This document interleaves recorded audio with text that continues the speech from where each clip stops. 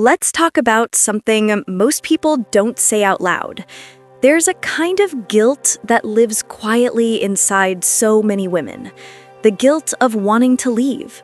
Not because he cheated, not because he hurt you, but because somewhere along the way you stopped feeling alive in your own marriage. You look at him. Maybe he's a good man. He works hard, he's kind, he's always been there. And still, something in you feels like it's fading. So you start asking yourself the hardest question of all. What kind of person leaves a good man? That's where guilt begins. It doesn't shout, it whispers. It sneaks into your thoughts when you're folding laundry or sitting in the car in silence. And soon it starts to convince you that you're the problem. But listen, guilt doesn't always mean you've done something wrong. Sometimes it means you're doing something right for the first time in your life. The hidden weight of a good life. From the outside, your life looks fine. A stable home, a partner who provides, friends who say you're lucky. So many people would love to have what you have. And yet, there's that quiet ache. The kind that doesn't go away, even on good days. You smile at dinner, you laugh at small talk, but inside, you feel like you're slowly disappearing. That's the kind of pain no one sees. And that's what makes the guilt so much heavier. Because how do you explain to anyone that you're leaving not because you stopped loving him, but because you started losing yourself? You don't need to apologize for wanting peace. You don't need to justify the desire to feel like you again. Wanting to feel whole isn't selfish, it's sacred. When good enough isn't good for you. For years, you probably told yourself, he's a good man, I should be happy. You tried harder, you compromised, you made yourself smaller just to keep the peace. And every time you silenced your needs, a small part of you dimmed. That's not love, that's survival. Real love allows growth, freedom, expression. It doesn't demand silence or sacrifice to exist. So if you've reached that point where you can't fake happiness anymore, that's not failure, that's awakening. The difference between selfishness and self-preservation. You've been taught that staying is noble, that leaving is selfish. But no one teaches women enough that self-preservation is not selfishness. You can honor your marriage, respect your partner, and still choose yourself. You can acknowledge the love you once shared and still know it's not where you belong anymore. Walking away from something that's slowly breaking you is not cruelty, it's courage. Because staying in a life that suffocates your soul helps no one. Not you, not your ex, not even your children. What they need most is not a perfect picture, but a peaceful mother.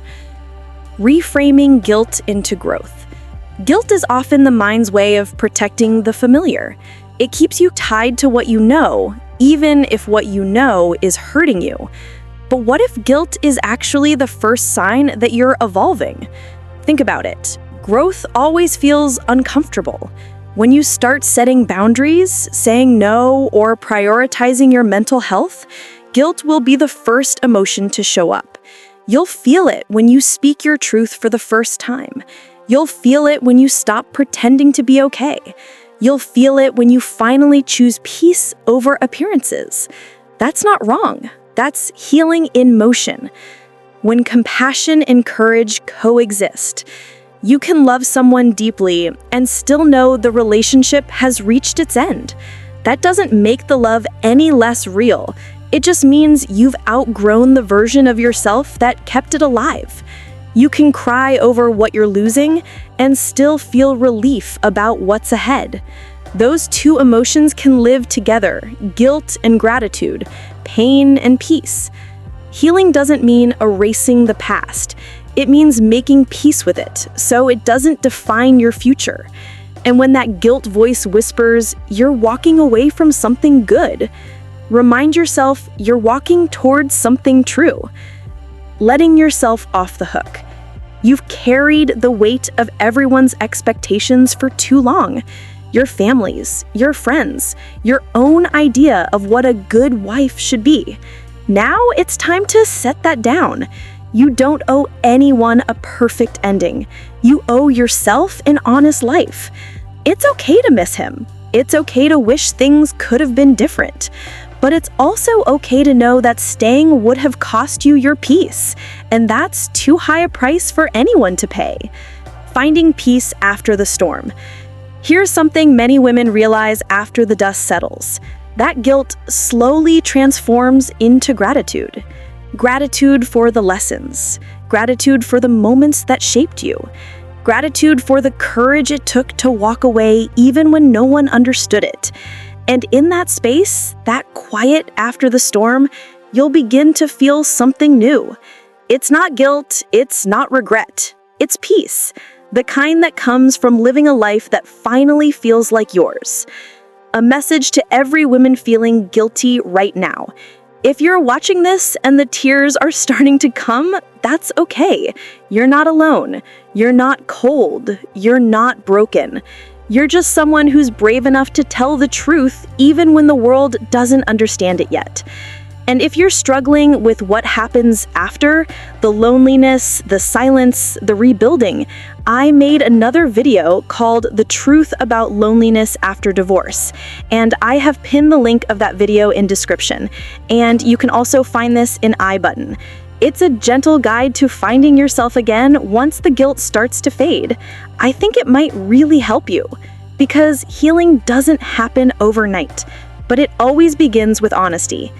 So take a deep breath, let the guilt soften. You've done the best you could with what you knew. Now it's time to know peace. This isn't the end of your story. It's the moment you start writing it for you. And that, my friend, is something you never have to apologize for. Take a moment in the comments and let go of some guilt.